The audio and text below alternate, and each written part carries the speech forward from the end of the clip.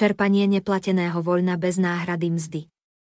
Neplatené voľno máme zadefinované v zákonníku práce ako pracovné voľno bez náhrady mzdy.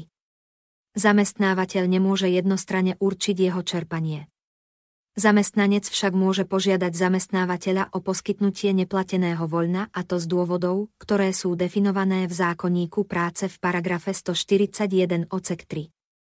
Uvedené ustanovenie hovorí o prekážkach v práci na strane zamestnanca. V súvislosti s poskytnutím neplateného voľna vznikajú tak na strane zamestnanca ako aj na strane zamestnávateľa povinnosti voči sociálnej poisťovni a tiež zdravotnej poisťovni, na ktoré je dobré vopred pamätať. V období, počas ktorého sa zamestnancovi poskytne pracovné voľno bez náhrady mzdy, sa prerušuje povinné nemocenské poistenie, povinné dôchodkové poistenie a povinné poistenie v nezamestnanosti. Prerušenie oznamuje sociálnej poisťovni zamestnávateľ, a to elektronicky cez e-služby sociálnej poisťovne.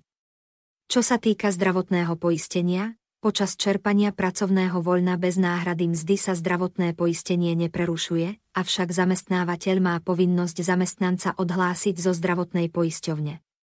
Na druhej strane zamestnanec je povinný osobne navštíviť pobočku príslušnej zdravotnej poisťovne a prihlásiť sa ako samoplatiteľ v rozhodujúcom období, čiže v období poskytnutia neplateného voľna. Zamestnanec má tiež povinnosť odviesť predavky na zdravotné poistenie za obdobie neplateného voľna, keďže v tomto období nie je zamestnancom na účely zdravotného poistenia.